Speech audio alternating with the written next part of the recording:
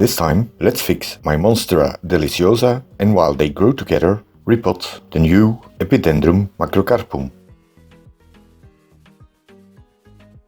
May 28, one of the first days we had warm and dry weather, it was time to clean up this messy grower. As most of you orchid lovers, I also grow a few more tropical plants, but those that are magnets for pests like mealybugs, I stay away from. That's also why I don't grow Hoya, because mealybugs love these. Together with my Monstera deliciosa, borsigiana, albo-variegata, I grow my Epidendrum macrocarpum in the same pot. These semi-terrestrial orchids seem to love it, because the plant I put in it last year also flowered. Here you can see the last flower still on one of the canes.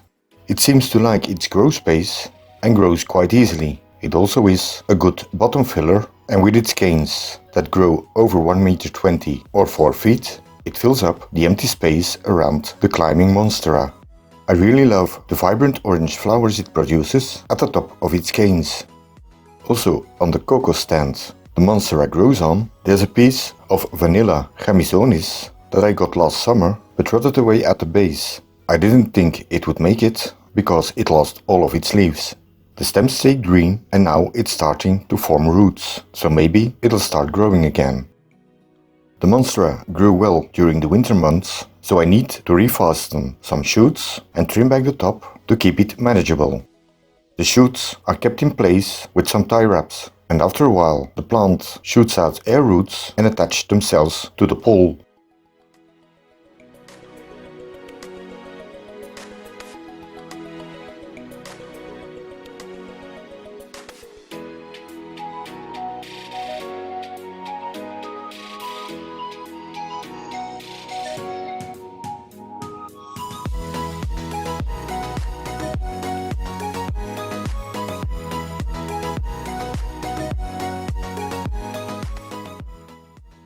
And when that job is done, let's unpot my new Epidendrum and plant it on the opposite side to fill up the pot.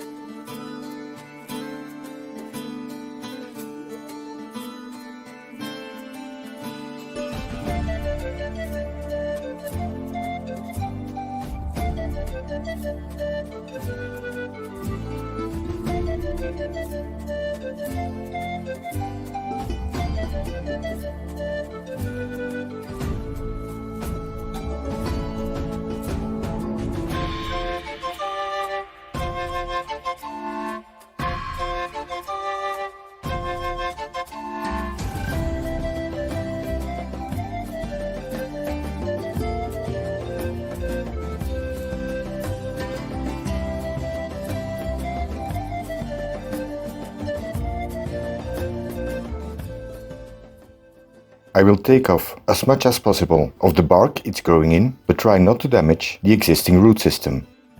As you can see, their roots don't grow deep, but more sideways. That's because in nature they grow in more open grasslands and crawl in the existing humus layer. These can take a lot of heat and sun, but their roots stay quite cool and humid because they are protected by the grasses and other low-growing plants around them.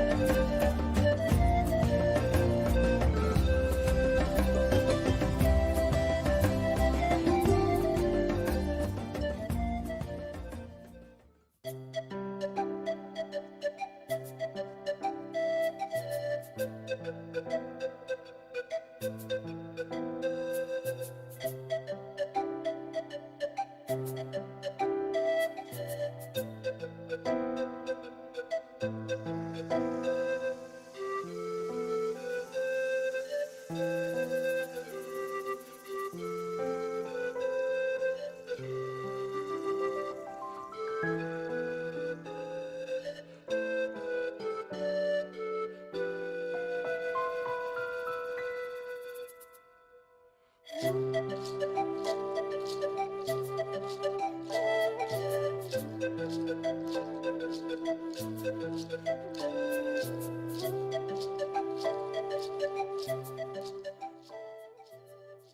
I can plant it, of course I need to make some room in the pot. The potting mix I use for the Monstera is composed of 30% high quality compost, 30% cocos chunks and 40% of a mix of large and medium bark. This makes it very airy, moisture retentive and mimics a bit the natural growing conditions for these plants. Because the potting mix needs to be kept humid, it's best not to grow any type of Monstera in pure compost, because it compacts and when kept too wet all the time, it'll start to rot. This type of Monstera has thinner leaves than other forms and likes a bit of higher humidity, so when it's kept drier, like with me, with the heat on all winter, some browning on the edges of the leaves can happen.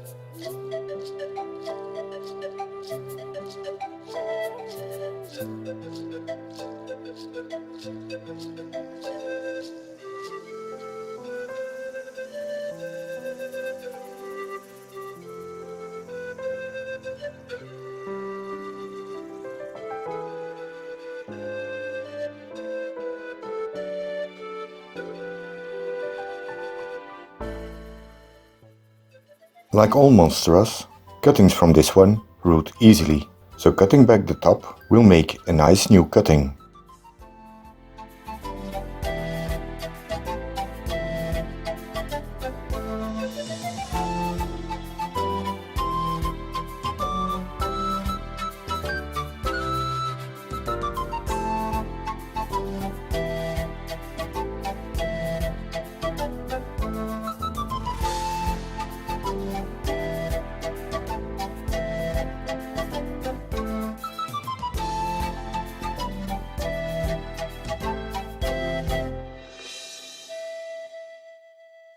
Just some sphagnum moss around the lower node of the cutting, plant it up and keep humid and moist, and it will form new roots without a problem.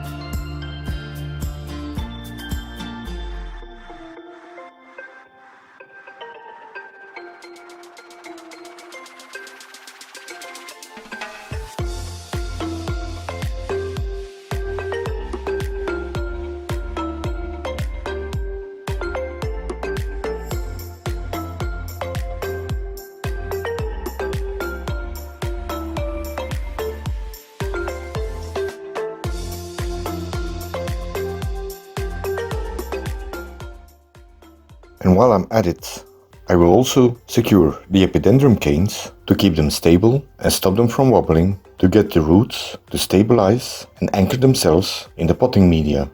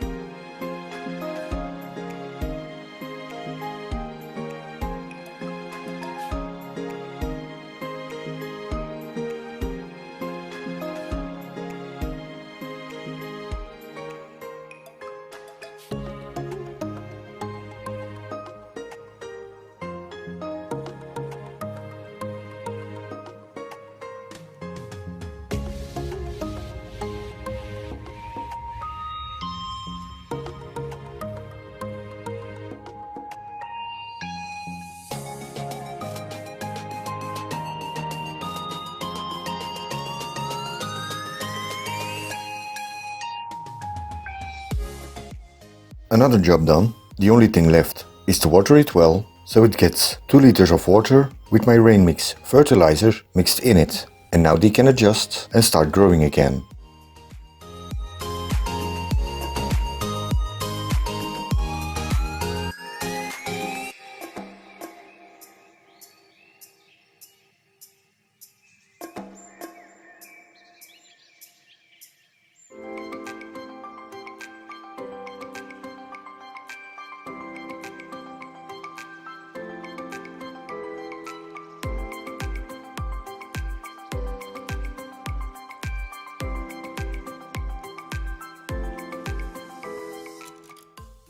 So that was May 28, and this is how it looks 2 months later, July 28. The Epidendrum are shooting out new canes. The Monstera cutting has rooted itself into the growing media, so it's looking good until the next cleanup.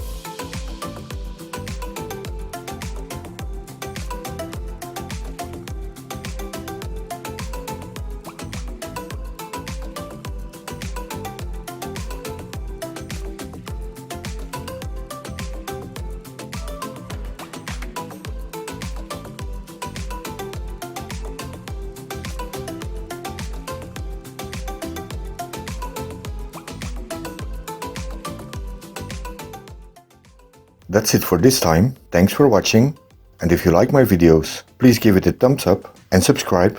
It helps me and my channel a lot. But anyway, until next time.